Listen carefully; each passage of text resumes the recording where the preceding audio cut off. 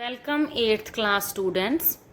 ਬੇਟਾ ਆਪਾਂ 16.1 ਦੀ ਜਿਹੜੀ ਫੁੱਲ ਵੀਡੀਓ ਬਣਾ ਲਈ ਸੀ, ਤੁਸੀਂ ਦੇਖ ਲਈ ਹੋਊਗੀ ਤੇ ਤੁਹਾਨੂੰ ਸਮਝ ਵੀ ਆ ਗਈ ਹੋਊਗੀ। ਹੁਣ ਬੇਟੇ ਆਪਾਂ ਅੱਜ ਕਰ ਰਹੇ ਹਾਂ ਐਕਸਰਸਾਈਜ਼ 16.2।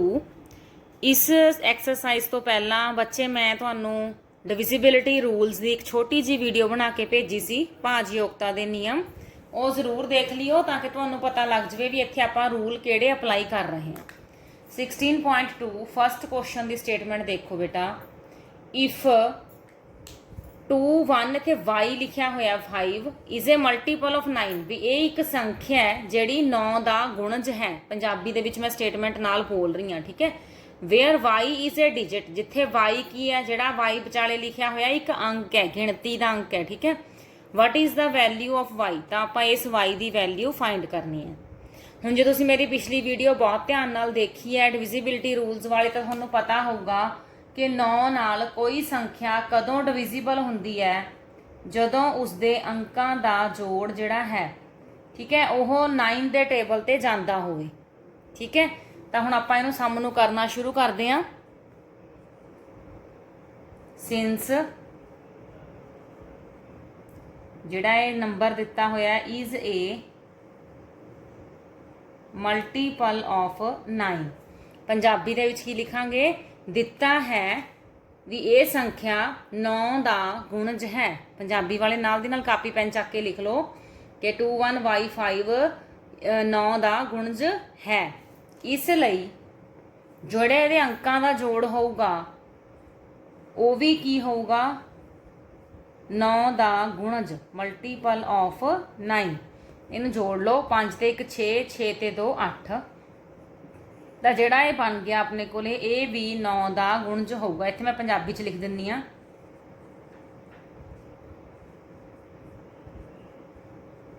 ਤਾਂ ਤੁਹਾਨੂੰ ਕਲੀਅਰ ਹੋ ਗਿਆ ਬੇਟੇ ਵੀ ਇੰਗਲਿਸ਼ ਮੀਡੀਅਮ ਵਾਲਿਆਂ ਨੇ ਕੀ ਲਾਈਨ ਲਿਖਣੀ ਹੈ ਤੇ ਪੰਜਾਬੀ ਮੀਡੀਅਮ ਵਾਲਿਆਂ ਨੇ ਕੀ ਲਾਈਨ ਲਿਖਣੀ ਹੈ। ਹੁਣ 8 + y, ਇਹ ਆਪਾਂ ਨੂੰ ਚਾਹੀਦਾ ਵੀ 9 ਦੇ ਪਹਾੜੇ ਤੇ ਆਉਂਦਾ ਹੋਵੇ, ਤਾਂ ਇੱਥੇ ਆਪਾਂ ਹੁਣ y ਦਾ ਇਹੋ ਜਿਹਾ ਮੁੱਲ ਲੱਭਣਾ ਹੈ ਤਾਂ ਕਿ 8 ਵਿੱਚ ਜੋੜੀਏ ਤੇ ਉਹ 9 ਦੇ ਪਹਾੜੇ ਤੇ ਆਉਂਦਾ ਹੋਵੇ। ਤਾਂ ਇਹਦਾ ਬੈਸਟ ਤਰੀਕਾ ਕੀ ਹੈ ਬੇਟੇ, ਤੁਸੀਂ ਇਸ ਸੰਖਿਆ ਨੂੰ ਜਿਹੜੀ ਵੀ ਤੁਹਾਡੇ ਪਲੱਸ ਕਰਕੇ ਬਣੂਗੀ ਉਹਨੂੰ 9 ਦੇ ਇਕੁਅਲ ਲਿਖ ਲਓ, ਕਿਉਂਕਿ 9 ਏਕਮ 9 ਹੁੰਦਾ। ਤਾਂ ਇੱਥੇ ਸਮੀਕਰਨ ਨੂੰ ਹੱਲ ਕਰ ਲਓ। y ਦਾ ਆਨਸਰ ਕਿੰਨਾ ਆ ਗਿਆ, 1।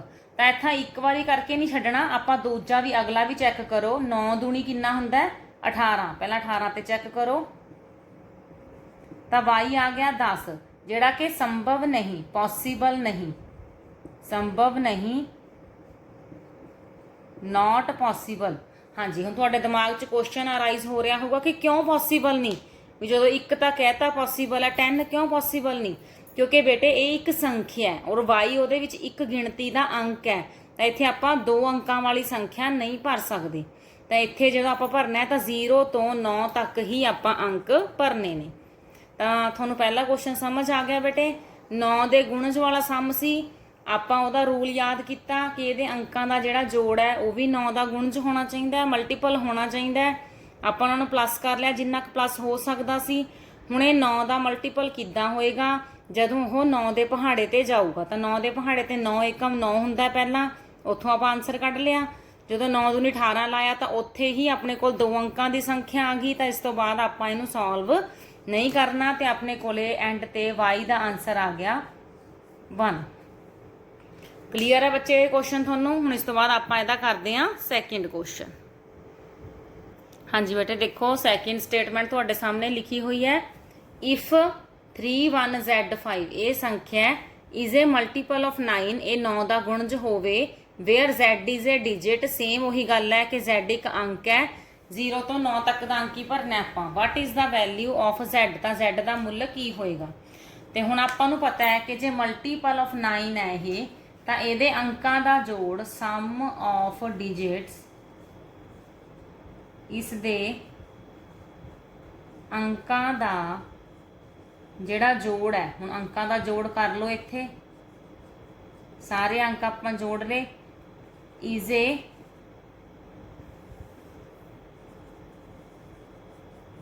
ਮਲਟੀਪਲ ਆਫ 9,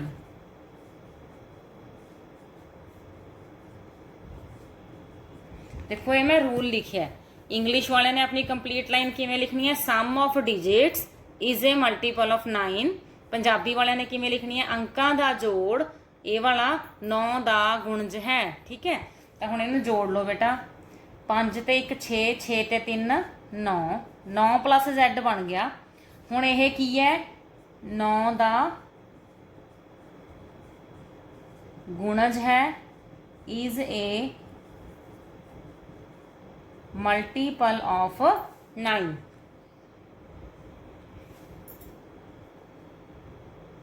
मल्टीपल ऑफ 9 ਉਹ ਵਿਜ਼ੀਬਲ ਨਹੀਂ ਹੋ ਰਿਹਾ ਸੀ।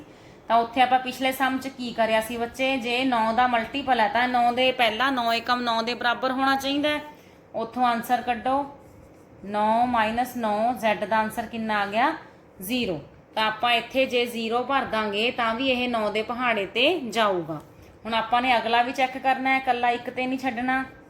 ਤਾਂ 9 ਦੂਣੀ ਕਿੰਨਾ ਹੁੰਦਾ ਹੈ 18, 18 ਲਈ ਵੀ ਚੈੱਕ ਕਰੋ ਤਾਂ Z ਕਿੰਨਾ ਆ ਗਿਆ 9। ठीक है, तो ये 2 आंसर हो सकते हैं। तुसीं इस तो अगला ट्राई करके देखोगे तो वह 2 अंकों की संख्या बन जूगी।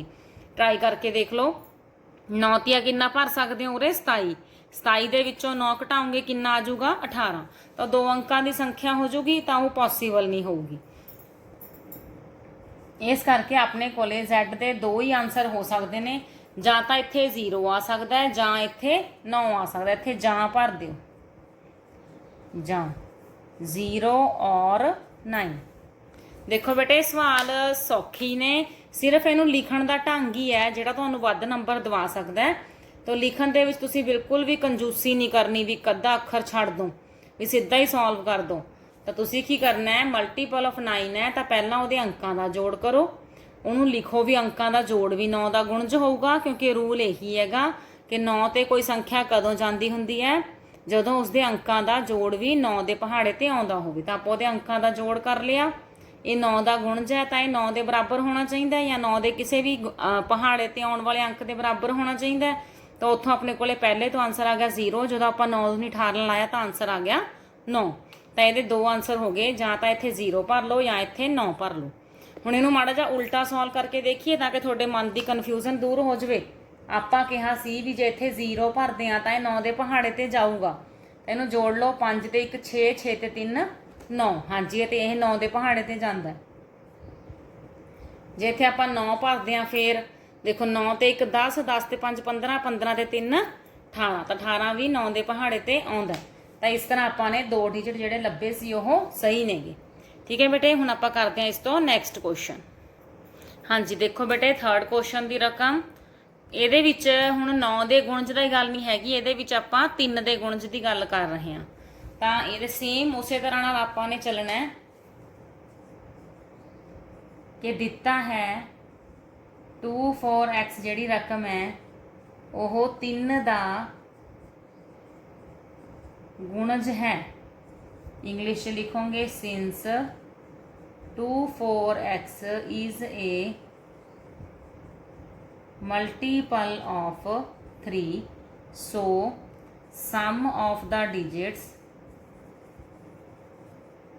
मतलब अंकां दा जोड़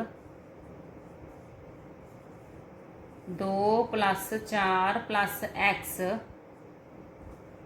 is a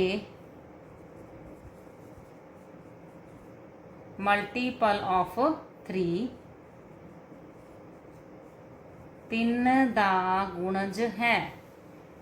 ਦੇਖੋ ਕਲੀਅਰ ਹੈ ਨਾ ਤੁਹਾਨੂੰ ਇਹ ਗੱਲ ਵੀ ਪੰਜਾਬੀ ਵਾਲਿਆਂ ਨੇ ਕੀ ਲਿਖਣੀ ਹੈ ਤੇ ਇੰਗਲਿਸ਼ ਵਾਲਿਆਂ ਨੇ ਕੀ ਲਿਖਣਾ ਹੈ। ਵਿਜ਼ੀਬਲ ਹੈ ਤੁਹਾਨੂੰ ਬਲੈਕ ਬੋਰਡ ਹੈ ਨਾ। ਹਾਂਜੀ, ਦਿੱਤਾ ਹੈ ਕਿ ਗੁਣਜ ਹੈ ਤਾਂ ਆਪਾਂ ਨੂੰ ਰਕਮ ਨਹੀਂ ਦਿੱਤਾ ਹੋਇਆ। ਠੀਕ ਹੈ, ਫਿਰ ਆਪਾਂ ਕਹਾਂਗੇ ਵੀ ਜੇ 3 ਦਾ ਗੁਣਜ ਹੈ ਤਾਂ ਰੂਲ ਲੱਗੂਗਾ ਵੀ ਉਹਦੇ ਅੰਕਾਂ ਦਾ ਜੋੜ ਵੀ 3 ਦਾ ਗੁਣਜ ਹੋਊਗਾ। ਹੁਣ ਇਹਦੇ ਅੰਕਾਂ ਨੂੰ ਜੋੜ ਲਓ ਬੇਟੇ, 4 ਤੇ 2 6 + x ਬਣ ਗਿਆ ਆਪਣੇ ਕੋਲੇ। ਤਾਂ ਇਹ ਵੀ ਕੀ ਹੈ ਮਲਟੀਪਲ ਆਫ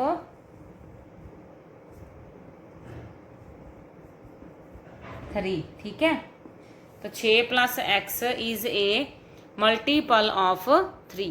ਹੁਣ 3 ਦਾ ਮਲਟੀਪਲ ਕਦੋਂ ਹੋਊਗਾ, ਜਦੋਂ ਇਹਨੂੰ ਆਪਾਂ 3 ਦੇ ਮਲਟੀਪਲ ਦੇ ਬਰਾਬਰ ਕਰਾਂਗੇ। ਹੁਣ ਇੱਥੇ x ਰਹਿ ਗਿਆ, 3 ਉਰੀ ਹੈ, 6 ਉੱਧਰ ਲੈ ਗਏ ਆਪਾਂ, ਇਹ ਤਾਂ ਮਾਈਨਸ ਦਾ 3 ਆ ਗਿਆ। ਇੱਥੇ ਕੀ ਲਿਖਾਂਗੇ, नॉट पॉसिबल, संभव नहीं।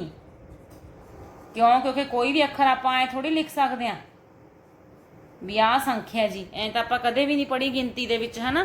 तो ये माइनस वाला अंक नहीं हो सकता। तो 3 का अगला गुणज की हुंदा है? 3 दूनी 6। तो 6 चों 6 घटाए अपने को आंसर आ गया 0। इसका अगला गुणज की हुंदा है? 6 तीए 3 तीए 9। तो इत्थों आंसर कितना आ गया अपने को 3। मतलब हले ही आंसर चल रहे ने। हुण आपां 6 प्लस एक्स नूं अगले गुणज के बराबर करो। 3 तीए 9 तक कर चुके, 3 चौके 12। तो इत्थे आंसर आ गया अपने को 6। अगला गुणज की है? 15, क्योंकि 5 तीए 15। 15 चों 6 घटाए अपने को रह गए 9। ठीक है, इत्थे तक क्लीयर है थोनों। हुण जदों अगला भरोगे बच्चे इहदे विच 6 प्लस एक्स बराबर 18, तो 18 चों 6 घटाओगे अपने को आंसर आऊगा 12। तो इत्थे भी आपां लिखना है नॉट पॉसीबल, संभव नहीं। देखो क्लीयर हो रहा है बच्चे थोनों सामने ये? ठीक है, कि आपां ने अंकां दा जोड़ करिया, अंकां दा जोड़ आया 6 प्लस एक्स। वो मल्टीपल ऑफ 3 कदों होऊगा? जदों ओहदा जिहड़ा जोड़ है, जदों ओहदे विच एक्स डिजिट जोड़ दांगे वो 3 दे टेबल ते जाऊगा। तो आपां 3 दे टेबल ते सारे डिजिट लगाने शुरू करते भी हाँ ये 3 हो सकता है। तो उत्थों नैगेटिव आंसर आ गया, आपां नॉट पॉसीबल लिखता। अगला मल्टीपल आपां 6 चक्या, उत्थों आंसर आ गया। 9 तो भी आंसर आ गया, 12 तो भी अपने को आंसर आ गया, 15 तो भी आ गया। ठीक है, पर 18 जदों भरिया तो 2 डिजिट्स आ गए, तो उत्थे भी आपां लिखता नॉट पॉसीबल। तो एंड ते अपने को आंसरस की आए ने बेटे? एक्स का 0 और जा मतलब 3, फिर और 6 और 9। मतलब इन्हां चारे अंकां दे विचों तुसी किहड़ा मर्जी अंक भर दो, यह 3 दे टेबल ते जाएगा। ठीक है बेटे, समझ आ गया? हुण आपां इस तो अगला क्वेश्चन करते हैं। हाँ जी बेटे, आपां पहुँच चुके हैं एक्सरसाइज के लास्ट क्वेश्चन ते। ਇਹਦੇ ਵਿੱਚ भी अपने को जो संख्या दी हुई है वो मल्टीपल ऑफ 3 है। हुण ਇਹਦੇ 'ਚ ਆਪਾਂ ज़्यादा कुछ लिखांगे नहीं, सिर्फ सम देखते हैं कि इसके अंकों का जोड़ कर लो ताकि थोड़ा क्लीयर हो सके।